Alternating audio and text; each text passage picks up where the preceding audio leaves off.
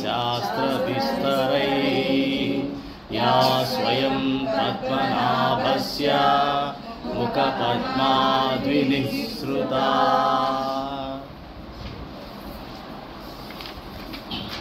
ఇది మొదలు పెడతారమ్మా.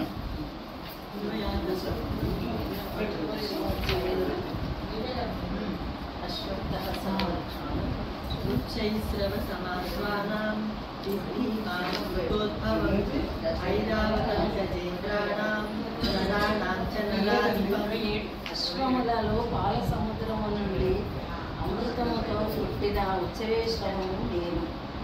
భద్ర గజములలో ఐరావతము నేను. మనుషులలో ప్రభువును నేను. ఉచ్చైశ్రవ సమస్వానాం విద్ధి మామమృతోద్భవం ఐరావతం గజేంద్రాణాం నరాణాం చ నరాధిపం.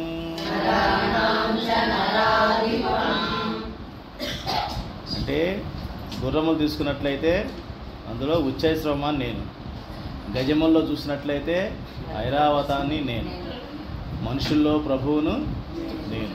మనుషుల్లో ప్రభువును నేను ఎందుకన్నాడు ఆయన? ఆయన మానవ అవతారం ఎత్తుతుంటారు. పరమాత్మ ఎప్పుడు కూడా మనిషి అవతారం ఎత్తినప్పుడు నన్ను మీరు ఫాలో అవ్వండి అని చెప్పడం అనమాట. ఇది ఇండైరెక్ట్గా మనకేం చెప్తున్నారంటే, నేను మానవ అవతారం మానవ జన్మ ఎత్తిన తర్వాత నా జీవన విధానం కానీ, నా కర్మలు కానీ, నా యొక్క మాటలు కానీ, నేను చేసే పద్ధతులు కానీ ఇవన్నీ కూడా మీకు మార్గదర్శకంగా తీసుకోండి. అవి ఆదర్శంగా తీసుకొని మీ మార్గదర్శకంగా తీసుకొని దాన్ని మీరు జీవితంలో అలవరుచుకోండి అని చెప్పడానికి ఆయన నేను నరులలో ప్రభువును నేనే అంటున్నాడు. ఆయన రాజుగారు చెప్పిన మాట వింటాం కదా, అలాగే ఇంటికి పెద్ద ఎవరుంటే ఆయన ఏం చెప్తే అది వింటాం కదా, అలాగే మొత్తానికి మనుషులందరికీ కూడా పెద్ద ఈయన. సో నేను ఎప్పుడైతే మానవ జన్మ పుడతానో, ఎప్పుడెప్పుడు అవతారం ఎత్తుతానో నేను చెప్పిన పదాలన్నీ కూడా మీరు ఆచరించండి అని చెప్తున్నారండి. ఐరావతంలో గజముల్లో ఐరావతం అంటే ఏంటనమాట? భగవంతుడి కోసం కనుక, అమృతం కోసం కనుక మనం మధించినట్లయితే, పాల సముద్రం అంటే ఏంటి? పాల సముద్రం అంటే స్వచ్ఛమైనటువంటి మనస్సు, స్వచ్ఛమైనటువంటి చిత్తం, చిత్తశుద్ధి ఉన్నటువంటి చిత్తంలో కనుక మనం మదనం అంటే శ్రవణం, మననం, నిధిధ్యాసనం చేశాం కదా, నిధిధ్యాసనం చేసి భక్తిగా చేస్తున్నట్లయితే ఉత్తమమైనవన్నీ వస్తాయి. అందులోంచి ఉత్తమోత్తమైనటువంటి కూడా వస్తాయన్నమాట. అందుకని ఉత్తమమైనటువంటి అశ్వం ఉచ్చైశ్రవం, ఉత్తమమైనటువంటి గజం ఐరావతం, ఇవన్నీ కూడా అట్లా వచ్చినాయి. అట్లా వచ్చినప్పుడే కదా ఎవరెవరికి ఉండాలని చెప్పి కౌస్తుభ ఎన్ని వచ్చినప్పుడు విష్ణుమూర్తి పరమాత్మకే వెళ్తాయి ఇవన్నీ కూడా.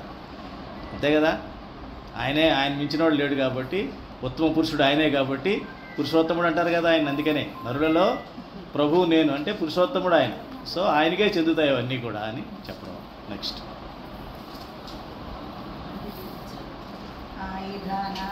వజ్రం దేవానామస్మి కామధో యజనశ్చాపి సంకందర్పః సర్వాణమస్మి వాసుకిః. ఆయుధముల్లో వజ్రాయుధం నేను, పాడి ఆవుల్లో కామదేవుడు నేను, శాస్త్ర విహిత రీతిలో సంతానోత్పత్తికి కారణమైన మన్మధుడు నేను, సర్పములలో వాసుకు నేను. ఆయుధానామహం వజ్రం ధేనూనామస్మి కామధుక్ ప్రజనశ్చాస్మి కందర్పః సర్పణాం అస్మి వాసుకిః. వీరందరూ కూడా ఉత్తమోత్తమని అనమాట. కామధేను ఆ రోజులు ఏంటంటే సత్యయుగంలో కామధేనువు, కల్పవృక్షము ఇవన్నీ ముంగిట్లో ఉండే అనమాట. మన ఇంట్లో జామ చెట్టు, ఉసిరి చెట్టు పెంచుకున్నట్టు ఈ కల్పవృక్షం ప్రతి వాళ్ళ ఇంట్లో ఉండేది. అందుకని అప్పుడు 1,00,000 సంవత్సరాల ఆయుష్ అయినా కూడా వాళ్ళు చేయాల్సింది ఏమి ఉండేది కాదు. వాళ్ళకి కూడుగుడ్డ నీడకోయి దేని కష్టపడాల్సిన పని లోటు ఉండేది కాదు. ఏం కావాలంటే అది కల్పవృక్షం దగ్గరికి వెళ్ళి చెప్పినట్లయితే వాళ్ళకి కావాల్సిన వచ్చేస్తూ ఉండేవి. మరి వాళ్ళంతా ఏం చేసేవాళ్ళు అంటే అప్పుడు ఖాళీగా ఉన్నారు కాబట్టి మనలా ఖాళీగా ఉన్నప్పుడు మిగతా పనులు చేయకుండా భగవంతుడి యొక్క తపస్సు కానీ యజ్ఞం కానీ చేస్తూ ఉంటే అప్పుడు వచ్చినటువంటి సంకల్పాలే ఇప్పుడు మన శాస్త్రాలుగా దొరికాయి. వాళ్ళు ఖాళీగా ఉండబట్టి ఆ రోజుల్లో. మనలాగా కూడుగుడ్డ నీడకి పరిగెడుతూ ఉంటే తరతరాలు పరిగెడుతూనే ఉంటాం మనం. మన ఫాదరు మదర్ వాళ్ళు, తర్వాత మన పిల్లలు, వాళ్ళ పిల్లలు ఆ మూడింటి కోసమే పరుగులు. జీవితం అంతా దానికే పోతుంది కలియుగంలో. ఇవన్నీ కూడా అప్పుడు ఉండేవి. ఇప్పుడు సత్యయుగంలో అలా ఆయుష్ కూడా 1,00,000 సంవత్సరాలు ఉండేది. ఇప్పుడు మనకి 100 సంవత్సరాల ఆయుషే. అయినప్పటికీ కూడా దీనంత మించింది ఇంకోటి లేదు. కలియుగాన్ని మించినటువంటి ఇది ఇండియా భారతదేశంలో పుట్టినటువంటి అదృష్టం ఉండదు జనరల్గా. దేవతలు కూడా చూస్తూ ఉంటారు మన వైపు, ఈ జన్మ ఎత్తాలని. చెప్పాగా ఆల్రెడీ ఒకసారి మీకు. ఎందుకని దేవతలకి ఏం కర్మ, మనిషి జన్మ ఎత్తాల్సిన కర్మ ఏంటి? తరించడానికి వీలంటే అక్కడ కూడా తరించలేరా? అక్కడ ఉండి తరించలేరా? అక్కడ ఉండి ఇంకా సుఖంగా ఉన్నారు కదా అక్కడ. ఇంకా ఇప్పుడు కష్టాల్లో ఉంటూ కూడా మనం తిప్పలు పడుతున్నాం నామజాపం చేయడానికి కదా. మళ్ళీ జన్మ ఎత్తుతారు కాబట్టి వాళ్ళు మళ్ళీ జన్మ ఎత్తకోకుండా ఉండాలి అంటే కదా. కరెక్ట్. అంటే అక్కడ ఏంటంటే స్వర్గంలో ఏం జరుగుద్దంటే అన్ని రకాల సౌకర్యాలు ఉంటాయి. ఇప్పుడు సత్యయుగంలో ఎలా చెప్పానో అలాగే అన్ని సుఖాలు ఉంటాయమ్మా. సుఖాలు మరిగిన ఎక్కువ ఉన్న మనిషి త్వరగా దేవుడి వైపు మళ్ళాడు. అలాగే పోనీ కష్టాలు ఎక్కువ ఉన్నవాడు మళ్ళుతాడా? వాడు మళ్ళాడు. నాకు సరిపోతుందండి కష్టాలు, ఇంకా దేవుడిని ఎక్కడ తలుచుకుంటానండి అంటాడు వీడు. ఎక్కడ? అధోలోకాల్లో ఉన్నవాడు. లేదు అంటే అన్ని చెడ్డ పనులు చేయడం సరిపోతే ఆడికి ఎంజాయ్ చేయడం సరిపోతుంది. రాక్షసులు అనమాట. ఇప్పుడు ఎక్కువ మంది కలియుగంలో కూడా రాక్షసులు ఎక్కువ పుట్టారని కారణం ఏంటంటే వాళ్ళకి జీవితం ఉన్నది ఎందుకంటే ఎంజాయ్ చేయడానికి అంటుంటారు వాళ్ళు. జీవితం ఉన్నది, మనిషి జన్మ వచ్చిందే ఎంజాయ్ చేయడానికండి. ఇంకెంతకన్నా ఏంటంటే అది అసురుల లక్షణం, అది అధో లోకాల్లో ఉన్న వాళ్ళ లక్షణం అది. ఆ రకంగా భగవంతుడు గుర్తు తెచ్చుకోరు వాళ్ళు. వీళ్ళు దేవతలు అన్నీ సమృద్ధిగా ఉంటాయి. కావాల్సిన సుఖాలు సుఖభోగాలని ఏదైతే మనం బాగా సంపాదించి ఆ టూర్ వెళ్ళాలి, ఈ టూర్ వెళ్ళాలి, అక్కడ బ్రహ్మాండంగా ఎంజాయ్ చేయాలనుకున్నవన్నీ వాళ్ళకి ఉంటాయి. ఆ మత్తులో పడి వాళ్ళు భగవంతుడిని గుర్తు తెచ్చుకోరు. అప్పుడు వాళ్ళు అనుకుంటారు అనమాట, ఈ మనిషి జన్మ ఒక్కటే బ్యాలెన్స్, అటు సుఖం ఉంటుంది, కష్టం ఉంటుంది, రెండూ ఉంటాయి. కాబట్టి మనం భగవంతుడు తలుచుకోవాలి అన్న విజ్ఞత మనకి వచ్చే అవకాశం ఎక్కువగా ఉండేది మనిషి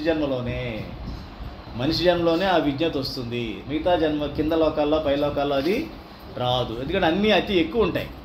ఇక్కడ బ్యాలెన్స్డ్గా ఉంటాయి. మీకు సుఖం మరీ అంత సుఖమే, విపరీతమైన సుఖం ఉండదు, విపరీతమైన కష్టము ఉండదు. కాబట్టి నెమ్మదిగా బ్యాలెన్స్ చేసుకుంటే ఆ రెండింటినీ మనం భగవంతుడు తలుచుకునే అవకాశం ఎక్కువగా ఉంటుందన్నమాట. తర్వాత అనంత చాస్మి నాగానాం వరుణో యాదసామహం పితృడా మర్యమ చాస్మి యమః సంయమ మతామహం.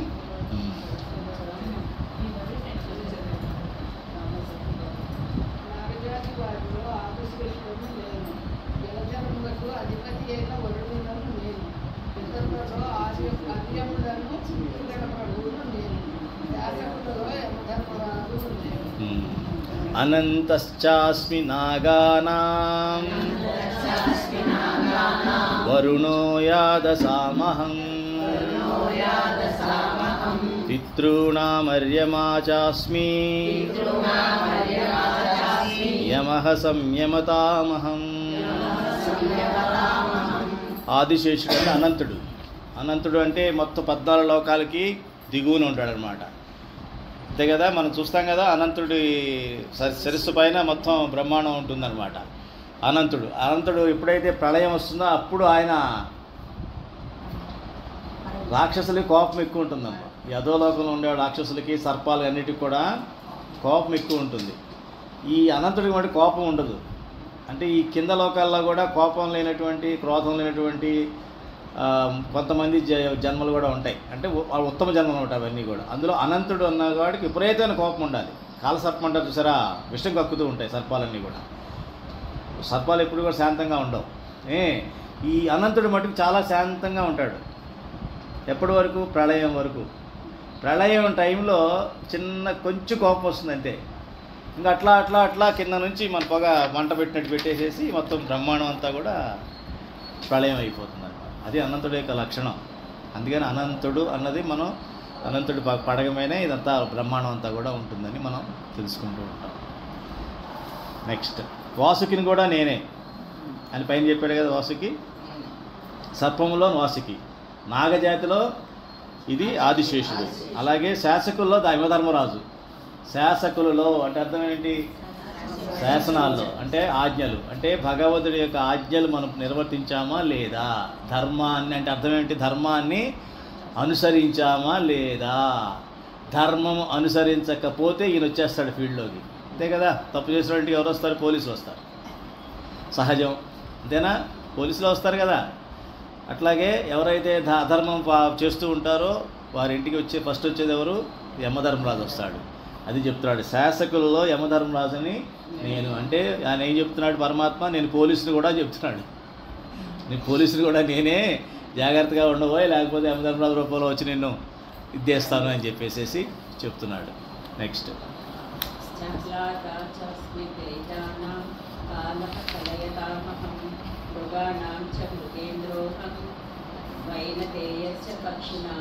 దైత్యులలో నేను ప్రహ్లాదును, గణించు వారిలో గణకులలో నేను కాలమును, మృగములలో మృగరాజైన సుఖమును నేనే, పక్షులలో పక్షిరాజైన గరుత్మంతుడను నేనే. ప్రహ్లాదశ్చాస్మి దైత్యానాం కాలః కలయతామహం మృగాణాం చ మృగేంద్రోహం వైనతేయశ్చ పక్షిణాం. అది దైత్యులలో నేను ప్రహ్లాదుడను. అంటే దుర్మార్గుల్లో కూడా ఎవరైతే ఉత్తములు ఉంటారో ఆ ఉత్తముణ్ణి నేనే. అలాగే గణకుల్లో నేను కాలమును. మనం లెక్కిస్తాం కదా, మనం చేసేటువంటి లెక్క, కాలాన్ని మించిన లెక్క ఇంకోటి లేదు. ఒకప్పుడు అన్ని తిథులు గడియలు అన్నీ కూడా చేసుకుంటూ ఉండేవాళ్ళు, జాములు ఇవన్నీ కూడా వేసుకుంటూ దాన్ని బట్టి పంట ఎప్పుడు వేయాలి, పంట ఎప్పుడు కొయ్యాలి కూడా అవన్నీ వాటి బట్టే చూసుకునేవాళ్ళు. సూర్యుడు గమనాన్ని బట్టి చెప్పేసేవాళ్ళు.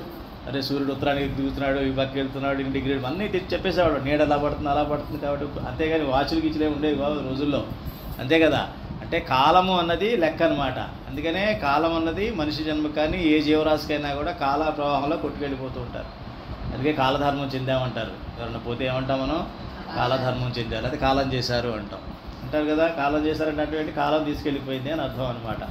కాలంలో కొట్టుకెళ్ళిపోతే అక్కడ మాయమైపోయాడు అని చెప్పడం అనమాట. అది కాబట్టి నేను కాలమును. మృగముల్లో మృగరాజుని సింహమును. సింహం ఎప్పుడు కూడా అది ఒంటరిగానే ఉంటుంది, అనవసరంగా దేన్ని వేటాడదు. సింహం గొప్పతనం ఏంటంటే ఆకలేసినప్పుడు తప్ప అనవసరంగా మిగతా జంతువులను ఇబ్బంది పెట్టదు. ఇంక పక్కన ఏమున్నా సరే దానికి ఇది లేకపోతే దాని వెళ్ళిపోతూనే ఉంటుంది, కానీ పెద్ద పట్టించుకోదు. కానీ దాన్ని చూసి మిగతా ఆయన భయపడతాయి. ఎందుకంటే ఆ గంభీరంగానే ఏదన్నా సరే అది మృగరాజుని. అట్లాగే అంటే ఏంటనమాట, ఈ లక్షణాలన్నీ పరమాత్మలో ఉన్నాయని గ్రహించాలి మనం. సింహంలో ఏ లక్షణాలు ఉంటాయి? మృగరాజు అంటే ఒక రాజుగా, ఒక మొత్తం అడవిని శాసించేటువంటి రాజుగా ఉండవలసిన లక్షణాలు ఏమిటి అని మనం గ్రహించి, అవి పరమాత్మ లక్షణాలను గ్రహించి మనం కూడా వాటిని మనం పెంపొందించుకోవాలి. ఇవన్నీ చెప్పిన కారణం అది. సపోజ్ అనంతుడు ఉన్నాడు అనుకో, అనంతుడి లక్షణాలు ఏమిటి అది తెలుసుకొని మనం ఆ రకంగా ఉండేలాగా ప్రయత్నం చేయాలి. అంటే ఏంటి? కోపం ఎక్కువ రాకుండా ఉండాలి, ఎంత దీన్నైనా భరించే శక్తి మనకి ఉండాలి అని కొన్ని లక్షణాలు తెలుసుకోవాలన్నమాట. పరమాత్మ చెప్పక చెప్తున్నాడు మనకి ఇవన్నీ ఇండైరెక్ట్గా. అందులో నేను ఉన్నానంటే అర్థం ఏంటి?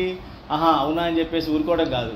ఆ లక్షణాలని మనం కూడా కొన్ని తెచ్చుకునే ప్రయత్నం చేయాలి. అలాగే పక్షుల్లో పక్షిరాజైన గరుత్మంతుడు అంటే ఏ జాతిలోనైతే ఆ రాజు అని ఎవరు ఉన్నారంటే అది పరమాత్ముడే. అది పక్షులన్నిటికీ రాజు ఎవరు? గరుత్మంతుడు. తెలుసు కదా కథ మీకు, గరుత్మంతుడు కదా. ఆ చిన్న పిచ్చుక పక్షి గుడ్లు పెట్టి, తెలుసా మీకు అది? సముద్రం చెప్పాక ఒకసారి యమధర్మరాజు చెప్పాను ఒకసారి కదా, గుర్తుందా లేదా? యమధర్మరాజు ఒక సభకు వస్తూ ఉంటే పక్కన ఉన్నటువంటి ఇది అది ఒక కథ కదా, అది వేరే కథ. దాన్ని చంపేస్తాడు అక్కడ, అది వేరు. అది కూడా ఒక కథే, గరుత్మంతుడి కథే. ఇది వేరే కథ. కరెక్ట్. అది అప్పుడు చెప్పుకున్నది ఏంటంటే చెట్టు త్వరలో పెడతాడు కదా తీసుకెళ్ళి గరుత్మంతుడు. అది చెప్పలేదా మీకు? ఓకే, అది కూడా చెప్పుకుందాం సరదాగా. ఒకసారి యమధర్మరాజు ఒక దేవతల సభకు వస్తాడు. చెప్పాను నేను ఆల్రెడీ. దేవతల సభకు వచ్చినప్పుడు ఆ బయట ఒక పక్షి ఉంటుంది ఒక చెట్టు పైన. దాన్ని ఇలా చూసి నవ్వుతాడు. ఏంటి ఆశ్చర్యంగా చూసి వెళ్ళిపోతాడు. ఇలా చూస్తాడు, ఆశ్చర్యంగా చూసి వెళ్ళిపోతాడు లోపలికి. ఆ పక్షికి డౌట్ వస్తుంది, ఇదేంటిది ఇలా చూసుకుంటూ నన్ను యమధర్మరాజు ఇలా చూశాడంటే ఏదో ఉంది కదా, ప్రత్యేకించి నన్ను చూశాడంటే చూడనవాడు ఎవరు కళ్ళు పడకూడదు వాడు కళ్ళు నా మీద పడ్డాయి అని ఒక భయంగా అనుకొని ఒకసారి రాజుగారు ఉంటారు కదా, పక్షిరాజు ఎవరు? గరుత్మంతుడు. గరుత్మంతుడు తలుచుకొని ఇట్లా ఏంటంటే ఏమైందంటే ధర్మధర్మరాజు ఎదురండి ఇలా చూశాడు, నాకు డౌట్గా ఉంది అంటే, అవునా నీకు వాడిని నేనేం చేయట్లేదు నేను చూసుకుంటానని చెప్పి తీసుకెళ్ళి సముద్రాల అవతల ఉన్నటువంటి మర్రి చెట్టు త్వరలో దాన్ని పెడతాడు. దాన్ని పెట్టేసి ఆ గరుత్మంతుడు వెళ్ళిపోతాడు. యమధర్మరాజు మీటింగ్ అయిపోయాక, దేవతలందరూ మీటింగ్ అయిపోయాక బయటకు వచ్చాడు. బయటకు వచ్చిన తర్వాత చూస్తే పక్షి కనపడ్డాడు. నవ్వుకుని వెళ్ళిపోయాడు. అంటే ఏంటి, ఎందుకు నవ్వుతున్నామని పక్కన అడిగానమాట. ఇందాక ఇలా చూసేప్పుడు ఎందుకు నవ్వుతున్నావు అంటే అనుకుంటున్నాను ఇది ఇంకొక జాములో చచ్చిపోవాలి, ఈ పక్షి ఇక్కడ ఉంది ఏంటి, ఇది ఎలా ఎక్కడ చచ్చిపోవాలో అది అడ్రస్ వేరే చాలా సముద్రాల అవతల ఉంది, నాడు రాసి పెట్టింది అది ఉంది, ఇది ఉంది ఇక్కడ ఉంది అని చెప్పేసి నవ్వుకున్నాను. అయితే దేవుడికి పరమాత్మ తక్కువడు కాదు, పరమాత్మ లెక్క ఎప్పుడు కూడా కరెక్ట్గా ఉంటుంది. నాకు తెలియకపోవచ్చు కానీ పరమాత్మ లేలు నాకేం తెలుస్తాయి, నేనే ఆయన ఇంప్లిమెంట్ చేయగలడు కానీ మిగతాది ఆయన దృష్టిలో ఉండవు కదా, పరమాత్మ దాని కాలంలో ఉంటుంది అన్నీ కూడా అని అదనమాట. అక్కడికి ఏమైంది, త్వరలో పెట్టగానే అక్కడ పిల్లులు ఉన్నాయి, పిల్లు ఉంటుంది కదా అది తినేసింది, చచ్చిపోయింది. చెట్టు త్వరలో ఎలాగ దాని మరణం ఆ టైంకి వచ్చేసింది అంతే. ఎక్కడున్నా సరే, ఎంత దూరం అనేది తీసుకెళ్ళినా సరే దాని మరణం అది తప్పించుకోలేదు. పరమాత్మ యొక్క శక్తిని తప్పించుకోలేదు. ఎవరు వెళ్తారమ్మా ఆయన పరిధిని దాటి అని. యమధర్మరాజు తన నియమాలని ఖచ్చితంగా ఫాలో అవుతాడు. అందుకే ఆయన పేరు ధర్మరాజు. ముందు ధర్మరాజు. యమ అంటే నియమ అని అర్థం. యాక్చువల్గా నియమాల్ని పాలించేలా చూసేవాడు ధర్మరాజు. అంటే నియమాలు పాలించడమే ధర్మము. ఇంకో క్వశ్చన్ వేయకూడదు, ఇది ధర్మము అంటే చెయ్యి అంతే, అది రాసిపెట్టుంది అంతే. అలాగే ఉంటే ధర్మమా ఇలా కాదా ఈ వద్దు, ధర్మశాస్త్రం చదువు, దాన్ని బట్టి నువ్వు ఫాలో అంతే. అంతేగాని మళ్ళీ నువ్వు క్వశ్చన్ చేసి కూర్చున్నావు అంటే వెనక్కి వెళ్ళిపోతూ ఉంటావు అది. సో అది యమధర్మరాజు కూడా నేనేం చెప్తున్నాడు. నెక్స్ట్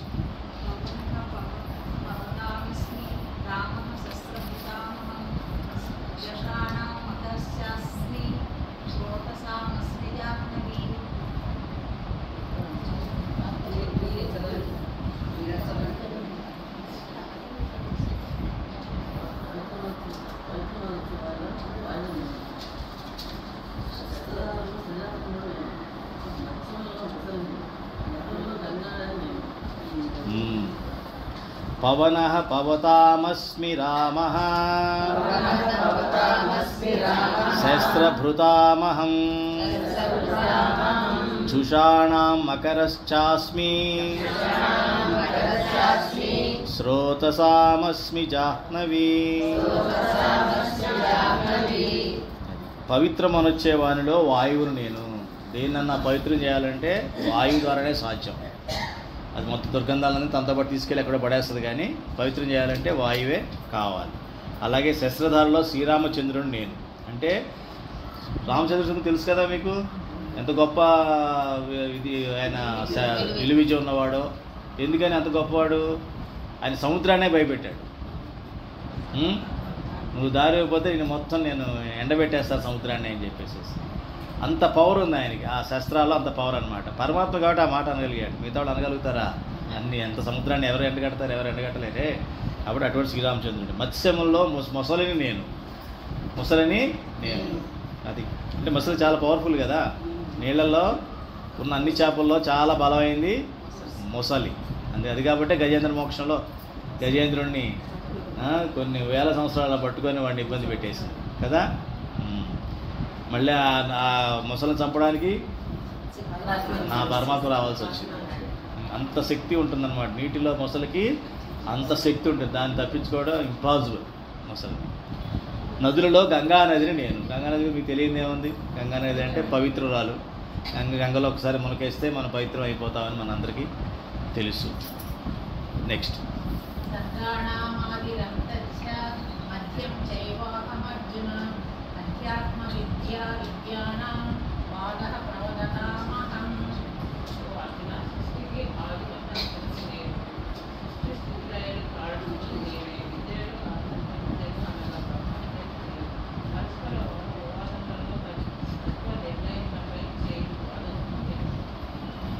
సర్గాణామాదిరంతశ్చ మధ్యం చైవాహమార్జున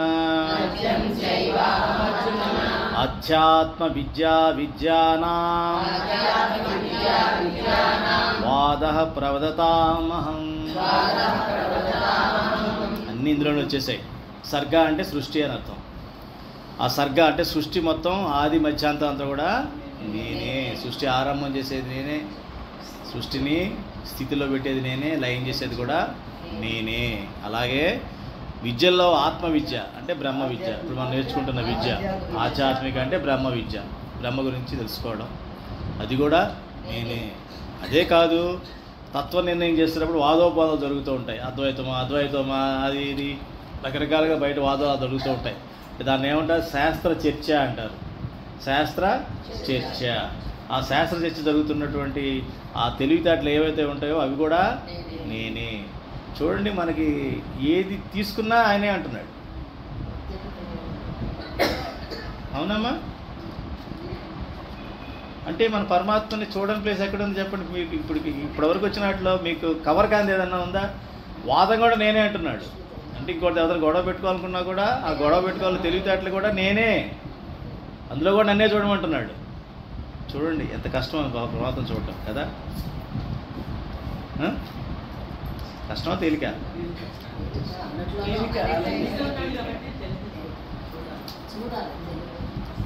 అంటే ఎప్పుడైతే పరమాత్మను చూస్తామో మనలో శాంతి ప్రవేశిస్తుంది. శాంతి ప్రవేశించినప్పుడు మనకు విషయం తెలిసిపోతుంది. సాయిబాబా ఎలా అంటారు చూసారా? ఆయన తెలిసిపోతాయి, ఎలా తెలిసిపోతాయో అట్లా మనకు కూడా తెలిసిపోతాయి. ఓహో, దీనివల్ల తర్వాత పరిణామం మనకేమైనా తేడా చేయొచ్చు అని భగవంతుడు మన దాని ద్వారా మనకి సిగ్నల్ ఇస్తాడనమాట. కాబట్టి ఏది ఆయన ప్రమేయం లేకుండా ఏది జరగదు, ఏది జరగదు. బాగా మన పిల్లలకి బాగా జబ్బు చేసింది అనుకోండి, మంచి చేదు మందు ఏమో డాక్టర్ చెప్పాడు, ఇస్తామా ఏమో, వాడికి ఇష్టం లేకపోయినా మనం చేదు మందు ఇస్తాం. అలాగే పరమాత్మ కూడా చేదు మందు ఇస్తాడు ఒక్కోసారి. ఎందుకని? అది మన ఉన్నతి కోసమే. ఉన్న జబ్బుని, రోగాల్ని, ఉన్న వాసనల్ని, పోయిన జన్మలో ఉన్నటువంటి మిగిలిపోయినటువంటి కుసంస్కారాలన్నింటినీ పోగొట్టడం కోసం ఒకసారి చేదు మందు ఇస్తాడు భగవంతుడు. ఆ రకంగా మనం భావించాలి. ఎందుకంటే ఆత్మ ఉన్నతి కోసం ఆయన ఇస్తున్నాడు అంతే. మనకి ఎందుకు తెలియదంటే మన బంధంలో పడిపోయి ఈ బంధమే అది అనుకుంటాం. మనం ఈ బంధాన్ని బంధం లేకపోతే మనం ఉండలేమనుకుంటాం. దానివల్ల మనకి ఇబ్బంది వస్తుంటుంది అనమాట. ఎందుకని ఆ బంధాన్ని పెంచుకుంటూ పోతాం రోజు మనం. ఏమ్మా, బంధాన్ని ఎక్కువ ఎవరితో ఉండాలి? బంధం భగవంతుడితోనే ఉండాలి. మిగతా అన్ని బంధాలన్నీ కూడా కర్తవ్యంగా ఉండాలి. మిగతావన్నీ కూడా కర్తవ్యంగా ఉండాలి. కేవలం పరమాత్మతో మాత్రమే బంధం ఉండాలి. మిగతావన్నీ కర్తవ్యం అంతే. చిన్నప్పుడు అమ్మానాన్ని సేవ చేసాం, ఇంట్లో ఉన్నాం కాబట్టి. తర్వాత పెళ్ళయింది, ఎవరి సంసారం వాళ్ళకి ఏర్పడింది, వాళ్ళ పిల్లలకి, వాళ్ళ హస్బెండ్కి అలా సేవ చేసాం, అది కర్తవ్యం. అట్లాగే మన వయసు వచ్చేసింది, వయసు వచ్చాక అప్పుడే ఉంటుందండి, ఆ పాత అన్నీ గుర్తొచ్చి నాకు కూడా వీళ్ళు సేవ చేయాలని మొదలు పెడతాం. అక్కడ వస్తుంది ప్రాబ్లం. అంటే ఇలా తిరగాలి, సర్కిల్ ఇలా తిరగాల్సిందే కదా, నేను అమాయకురాలన్నా, మరి నేను ఎందుకు ఇట్లా చేశాను, అలా నువ్వు చేయాలి కదా అని మొదలు పెడతాం. అక్కడ స్టార్ట్ అవుతుంది ప్రాబ్లం. బంధం వివాదమై కూర్చుంటుంది. కాబట్టి బంధంలో విరకూడదు. ఇప్పుడు కూడా భగవంతుడితోనే బంధం పెట్టుకోవాలి. ఇది నా కర్తవ్యం, నిర్వర్తించాను, భగవంతుడు నాకు ఇచ్చిన సేవ, ఇది సేవ చేశాను అని అనుకుని మన దాన్ని ముందుకు వెళ్ళిపోతూ ఉంటే పరమాత్మ చేయబట్టుకుని తీసుకెళ్ళిపోతూ ఉంటాడు. పరమాత్మ చేయొదిలేసి మనం ఇక్కడే మునిగిపోతే ఇక్కడ మునిగిపోతాం. అందుకని పరమాత్మని ప్రతి చోట చూడడం అన్నది సాధన చేయండి. ప్రతి చోట మీకోసం విచారం కలిగిందనుకోండి, ఆ విచారం కలగడానికి కూడా పరమాత్మే కారణం, ఎందుకు ఇచ్చాడో అని కాసేపు వాళ్ళకి కూర్చుంటే పోతుంది. ఆ ఓపిక ఉండాలి. సిద్ధి సాయిబాబా చెప్పేది అదే కదా, శ్రద్ధ సబూరి అంటాడు ఆయన. సబూరి అంటే ఏంటి? ఓర్పు. సబూరి అంటే ఓర్పు. శ్రద్ధ అంటే నమ్మకము, భక్తి. ఈ రెండు పెట్టుకోండి, ఓర్పుగా ఉండండి. అంటే నాకు అప్పచెప్పేసేయండి మొత్తం, నేను చూసుకుంటా. నెక్స్ట్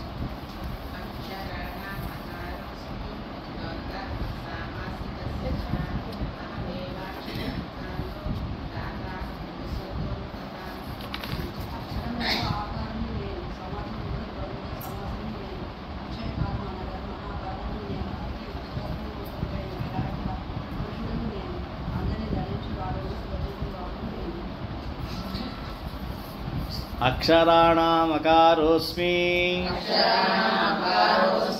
ద్వంద్వః సామాసికస్య చ అహమేవాక్షయః కాలో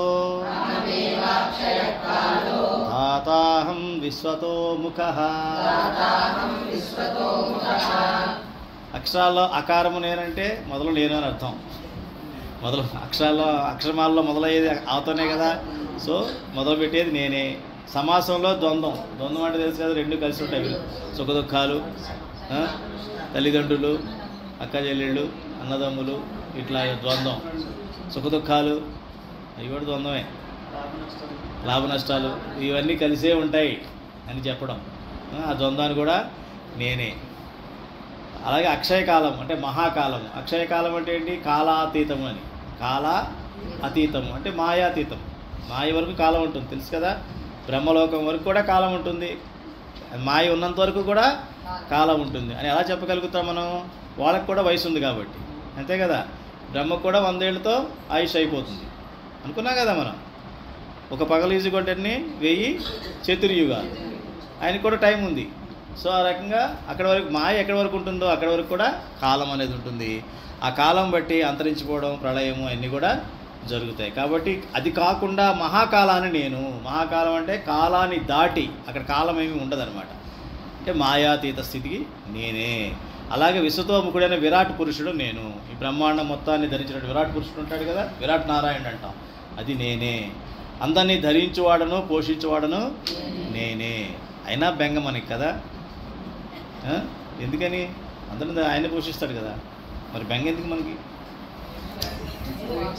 మరి ఈ తాపత్రయాలు ఎందుకు? చదివేసాం బాగానే ఉంది. ఆయన్ని పోషించేవాడు ఆయన, ధరించేవాడు ఆయన. మరి ఎందుకు మనకి గోల అంత గదరగోళం? మీ తోచి చెప్పండి, నాకు కూడా తెలియదు, మిమ్మల్ని అడుగుతున్నా. నాకు కోసం నీరు పోయడా అంటారు. అలాగే మనం పుట్టించిన వాడు ఆయనే చూసుకుంటాడు. అని ఎక్కువ అనుకున్నాను.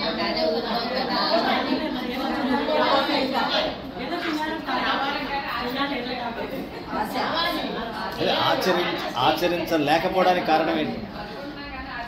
అదే ఆచరించలేకపోవడానికి కారణం ఏంటి? నమ్మకంగా ఉండకపోవటం. భగవంతుడంటే నమ్మకం లేకపోవటం.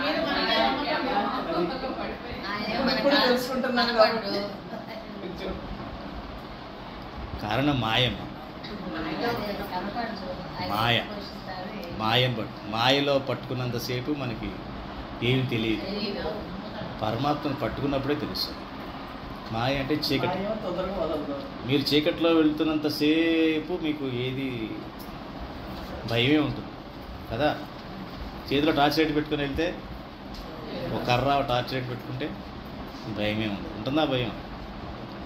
ఆ టార్చ్ లైట్ కర్ర ఊత ఉన్నవాడు భగవంతుడు కదా. ఎక్కడ దొరుకుతుందంటే టార్చ్ లైట్ అని అడగొద్దు, ఏ షాప్లో దొరుకుతుందని. అది మీ జ్ఞాన ప్రకాశం మీ లోపలే ఉంటుంది. మీరు ఎప్పుడైతే ఆ అనుభూతి పొందుతూ ఉంటారో పరమాత్మ నాతో ఉన్నాడు, ఇది అప్పుడు అనుకోవాలన్నమాట. నన్ను పోషించేవాడు ఆయన, నన్ను వాళ్ళ ఉపవాసం ఉంచదలుచుకున్నాడు, ఆయన ఉంచదలుచుకున్నాడు, నేను కాదు. నాకు ఇవాళ ఫుడ్ దొరకలేదు, ఆయన ఇష్టం అది. నాకు ఫుడ్ దొరకదా? చుట్టుపక్కల అందరూ బిర్యానీలు తిన్నారు, నాకు కనీసం అన్నం లేకుండా చేశారు ఇవాళ, అన్నీ మొదలవుతుంది మాయ కదా. అదే భగవంతుడి ఇచ్చ. ఇది భగవంతుడి కోరిక. ఏది కూడా భగవంతుడి కోరిక దాటి జరగదు అని మనం ఎప్పుడైతే అనుకుంటామో నాకు బాధ్యత కలుగుతుంది, బెంగ రాదు.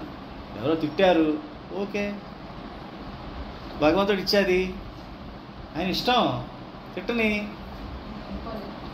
అనుకోలేం. అదే కదా ప్రాబ్లం. ఎందుకని? మనలో ఈగో, అహం వచ్చేస్తుంది, అడ్డం వస్తుంది. అదేనమ్మా చెప్పేది. పరమాత్మను మీరు ఎక్కువ ప్రేమించే కొద్దీ, ఆయనతో బంధం పెట్టుకునే కొద్దీ ఇవన్నీ పోతాయి.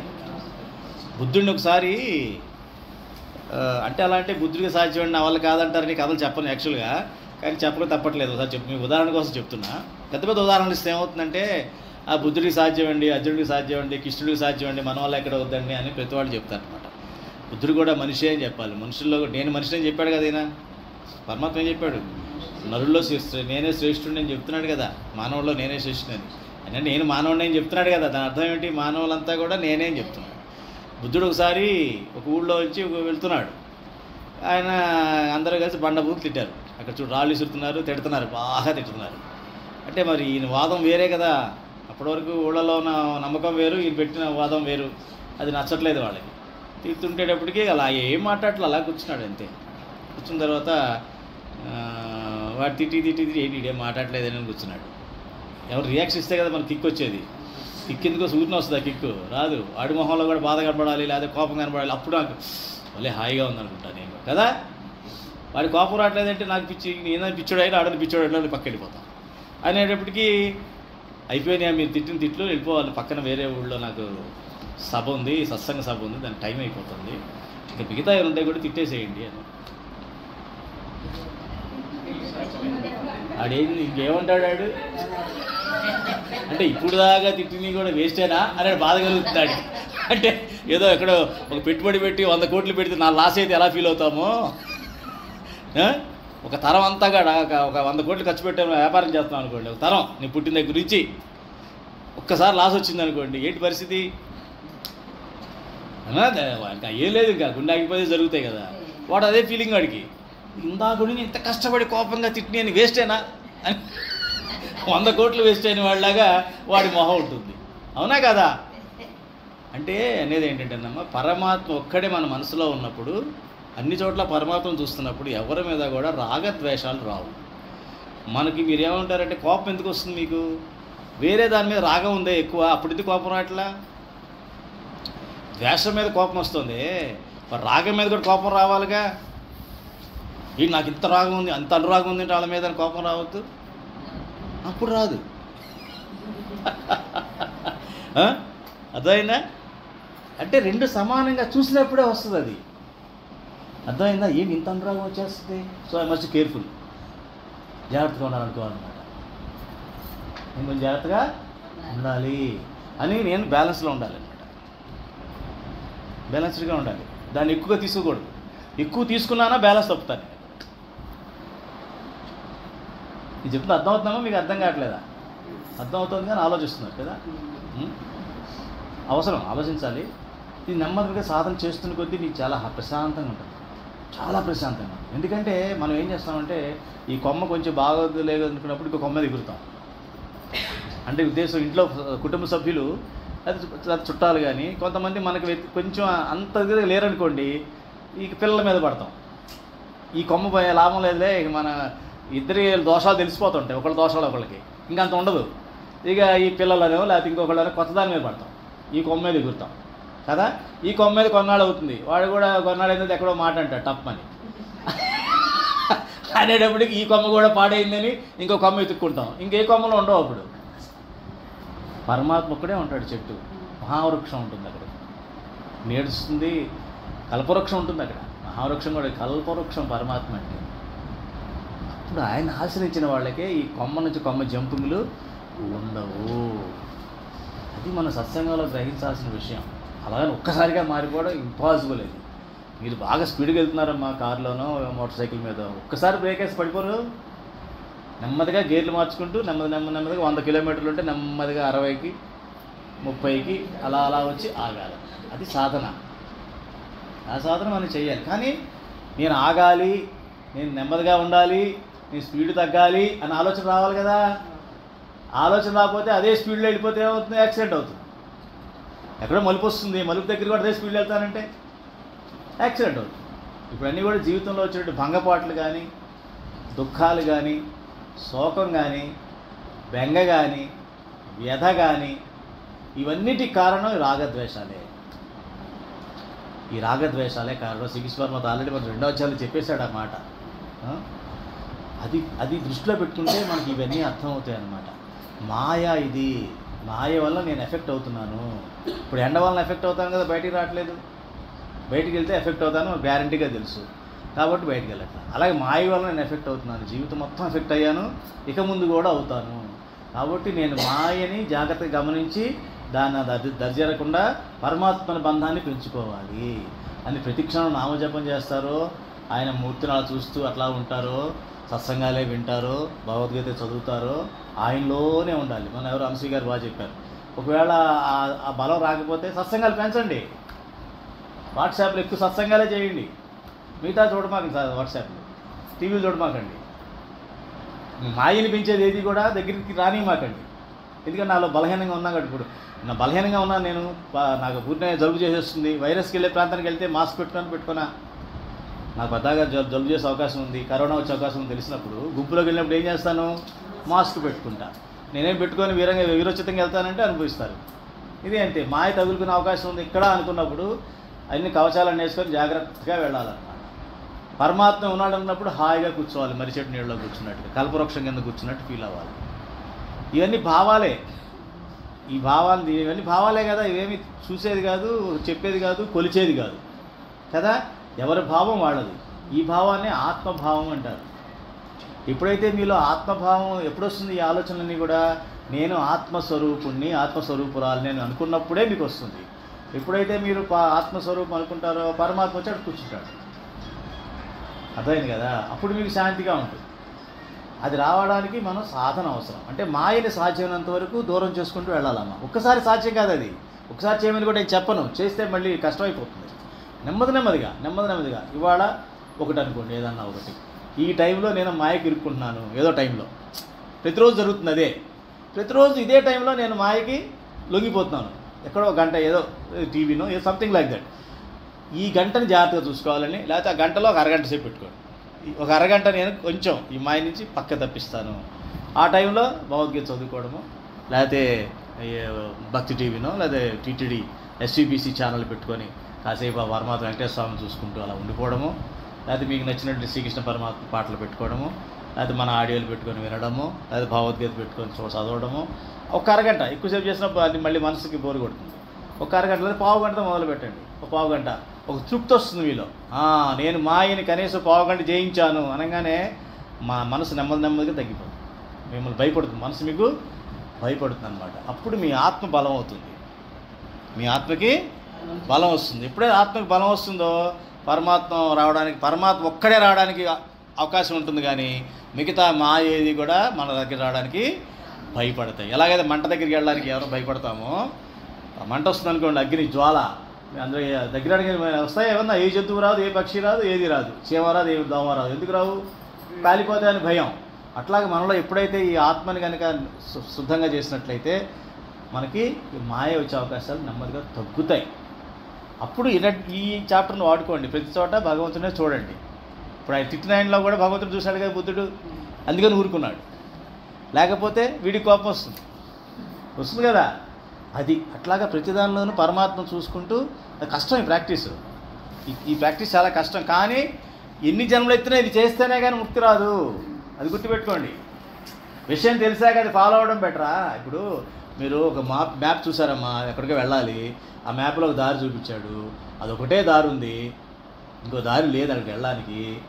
మీరు అన్ని అటు తిరిగి ఎటు తిరిగినా కూడా ఎప్పటికైనా నువ్వు ఈ దారిలోకి వస్తేనే అక్కడికి వెళ్ళగలుగుతావు.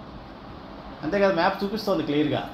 లేదండి ఇటు 50 కిలోమీటర్లు ఉంది, ఇటు 50 కిలోమీటర్ ప్రయాణం చేస్తే చాలా అన్నాను అనుకో, ఇటు ఎటైనా వెళ్ళిపోతావు.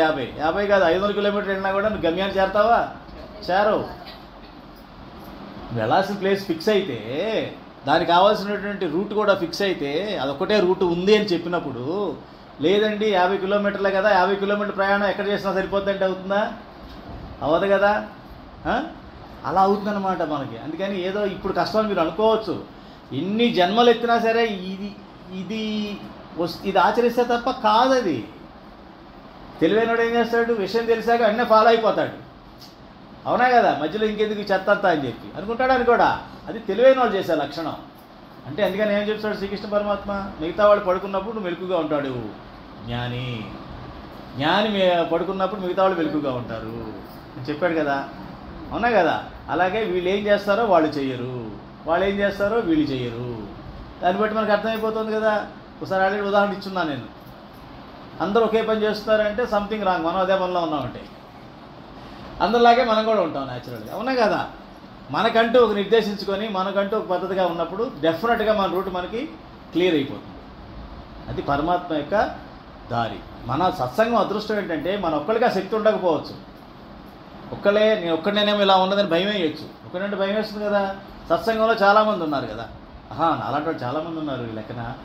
మంచి సత్సంగం కోరుకునేవాళ్ళు, భగవంతుడు కోరుకునేవాళ్ళు చాలామంది ఉన్నారు. ఏదో పక్కన లేరు కానీ మన చుట్టుపక్కల సత్సంగం వెళ్తూ ఉన్నారే 10 మంది. ధైర్యం వచ్చిందా రాలేదు? దగ్గరికి వచ్చాక మీకు వచ్చింది కదా.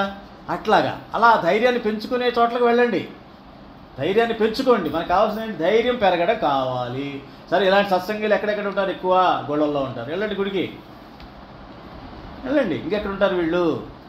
టీవీలో అప్పుడప్పుడు కనిపిస్తూ ఉంటారు. ఏదో ఛానల్లో ఏదో ప్రోగ్రాంలు కనిపిస్తారు. పెట్టుకోండి.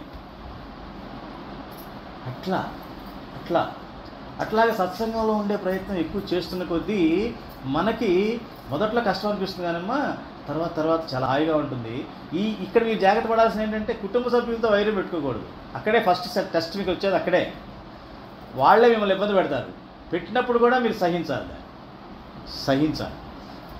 ఎదురు తిరగకూడదు, సహించాలి. ఆ సహనమే మనకి శక్తి, అదే సహనమే బలం. ఆ సహనంలోనే అప్పుడు ఏమైంది? బుద్ధుడు అదే కదా, అసలు సహనం ఉండబట్టే కదా వాడు వెళ్ళిపోయాడు. అరిచేర్చి ఏం చేశాడు? వాడు వెళ్ళిపోయాడు.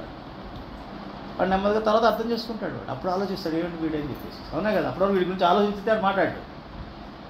అప్పుడు ఆలోచిస్తాడు. ఎప్పుడైనా ఎదుటి వ్యక్తిని ఆలోచించేలా చేయడమే కావాలి మనకి. సో ఇతను ఆలోచించాడు. అప్పుడు తిట్టినోడు ఆలోచిస్తాడు కదా. ఇంతకుముందు చాలామంది తిట్టాను, తిట్టి గెలిచాను నేను, ఏంటి వీడు తిట్టి ఓడిపోయాను అనుకుంటాడు వాడు కదా. అప్పుడు వీడేంటి ఇలా ఉన్నాడని ఆలోచిస్తాడు. అంటే ఇలా ఉండడం కూడా సాధ్యం అనమాట. మనిషి కోపం లేకుండా కూడా ఉండొచ్చు అనమాట అనే విషయం వాడికి తెలుస్తుంది ముందు. అవునా కదా? అదే కదా మనుషుల జన్మలో నేనే ఉత్తమని ఎందుకు చెప్పాడు? మనిషిగా కూడా ఇలా కూడా ఉండొచ్చు అన్న విషయం మనకు తెలియడం కోసం ఆయన అవతారం ఎత్తి మనకు చెప్తాడు, దిశానిర్దేశం చేస్తాడు. దాన్ని మనం తూచా తప్పకుండా మనసా వాచా కర్మణ ఆయన అంగీకరించి మనం అది చేసే ప్రయత్నం చేయాలి. కాబట్టి దీన్ని బద్దకించే కన్నా ఎంతో కొంత పెంచుకుంటూ వెళితే ఆ రూట్లో ఉంటాం. కనీసం ఆ దారిలో ఉంటే భగవంతుడు చెప్పాడు కదా, మీరు ఆ దారిలో ఉంటే ఎన్ని జన్మలైనా మళ్ళీ నెక్స్ట్ స్టెప్కి పుడతా ఉంటారు. నెక్స్ట్ అంటే ఇది కంటిన్యూ అవుతుంది. ఈ సాధన కంటిన్యూ అయ్యి నెక్స్ట్ జన్మకి వెళ్తాడు. వాడు జీరో అవడు. వాడు మళ్ళీ అక్కడ జీరో కాడు. మళ్ళీ రెడ్డొచ్చే మొదలలాగా వెనకాల నుంచి మా ఫస్ట్ మొదలు పెట్టాలి ఆ కార్యక్రమం ఉండదు. ఆల్రెడీ నువ్వు పోయిన జన్మలో సంస్కారాలు ఉన్నాయి కాబట్టి అక్కడికి కంటిన్యూ అని దానికి అనుకూలమైన ఒక కుటుంబంలో పడేస్తాడు. ఇప్పుడు మీ అందరికి వచ్చిన అదృష్టం అది. పోయిన జన్మలో ఏదో మీరు పుణ్యం చేసుకున్నారు, ఎక్కడో ఆపేశారు సాధనని, ఈ సత్సంగంలో రాగలిగారు. లేకపోతే రాలేరమ్మా. ఈ సత్సంగంలోకి రావడం అంత ఈజీ కాదు. దీనికి ఎంతో పుణ్యంతో వచ్చారు మీరు ఇక్కడికి. ఆ పుణ్యంతో స్వర్గంకి వెళ్లకుండా పరమాత్మను చేరుకోవాలంటే దానికి వాడుకున్నారు ఆ పుణ్యాన్ని. పుణ్యం ఉంటే స్వర్గానికి వెళ్ళొచ్చు, ఈజీయే, అంత బాధే లేదు. కొంతకాలం స్వర్గంలో ఉండరావచ్చు, 5 స్టార్ హోటల్ ఉండరావచ్చు. కానీ అది వద్దు, మాకు పరమాత్మ కావాలి అని చెప్పేసి మీ పుణ్యాన్ని పరమాత్మ మార్గంలో పెట్టుకున్నారు. దీనంత అదృష్టం ఇంకోటి లేదు. సో ఈ రకంగా మీరు సాధనలో చేయండి. ఎప్పుడన్నా డౌట్ ఉంటే నాకు చెప్పండి, నేను క్లియర్ చేస్తాను. నెక్స్ట్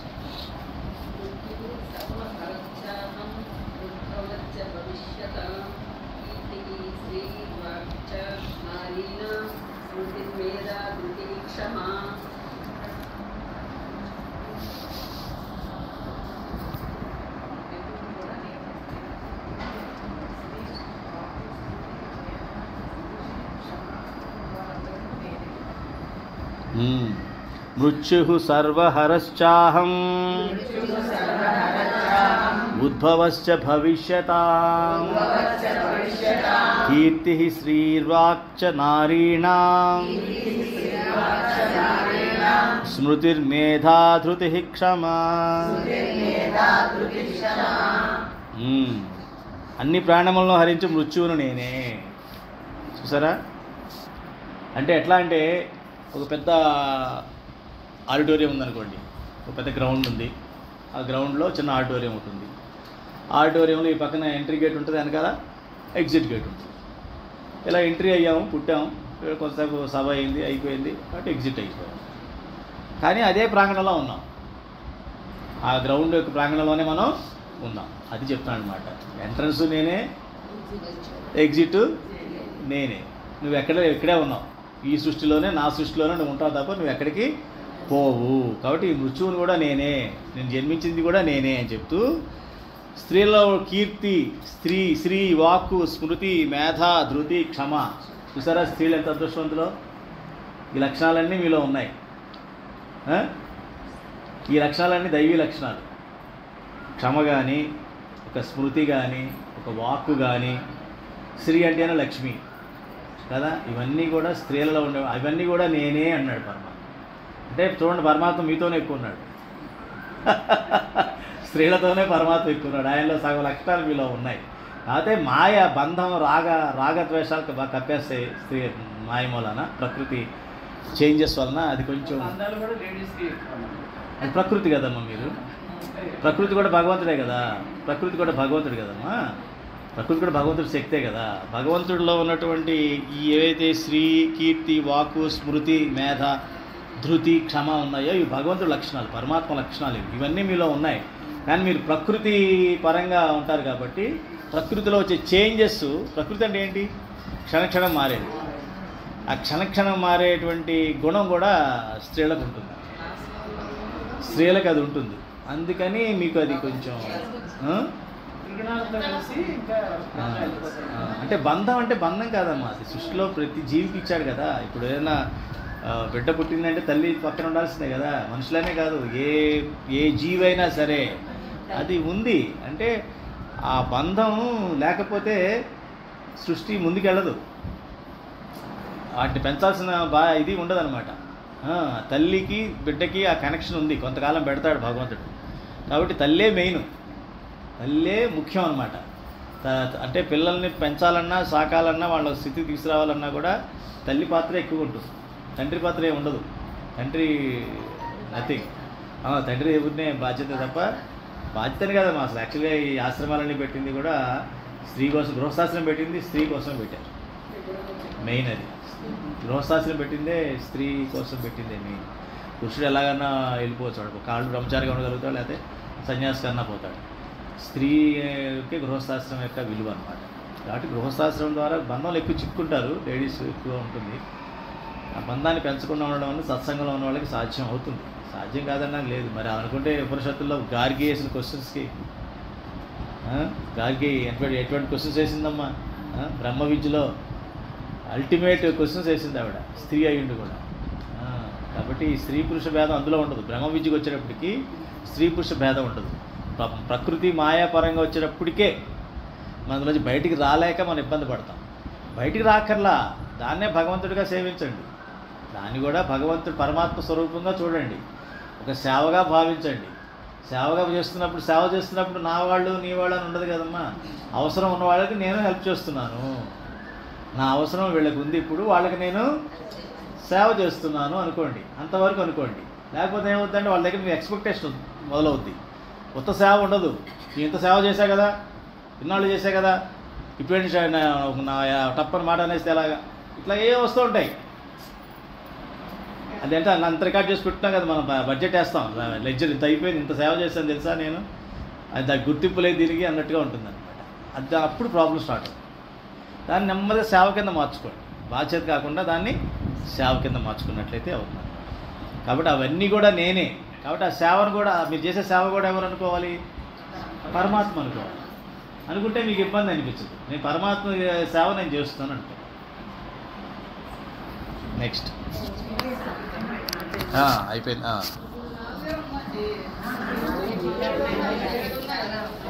రేపు కంప్లీట్ చేద్దాం, నెక్స్ట్ వీక్ కంప్లీట్ చేద్దాం. సోమవారం మీరు శ్లోకాలు తెచ్చుకోండి. ఒక శ్లోకం నోట్స్. సోమవారం ఏం చేస్తారంటే నోట్స్ ప్లస్ ఒక శ్లోకం. ఇప్పుడు ఇది చేద్దాం.